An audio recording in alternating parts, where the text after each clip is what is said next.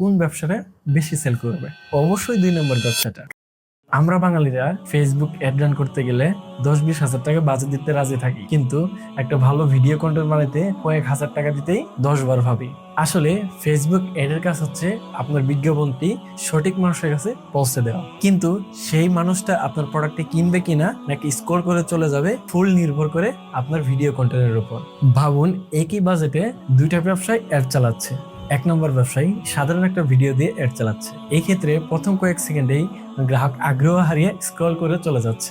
2 নম্বর ব্যবসায়ী ভিডিওর প্রথম 3 সেকেন্ডের মধ্যেই গ্রাহকের মনোযোগ ধরে ফেলেছে, সমস্যা দেখাচ্ছে, সমাধান দিচ্ছে এবং এমন ভাবে উপস্থাপন করেছে যে ব্র্যান্ডটাকে মানুষ বিশ্বাস করা শুরু করেছে। এখন বলুন, একই বাজেট খরচ করেও কোন ব্যবসাটা বেশি সেল করবে? অবশ্যই 2 নম্বর ব্যবসাটা, কারণ ফেসবুক অ্যাড আপনার কন্টেন্টটা শুধু মানুষের কাছে পৌঁছে দেয়, কিন্তু সেই মানুষকে কাস্টমারে পরিণত করে আপনার কন্টেন্ট।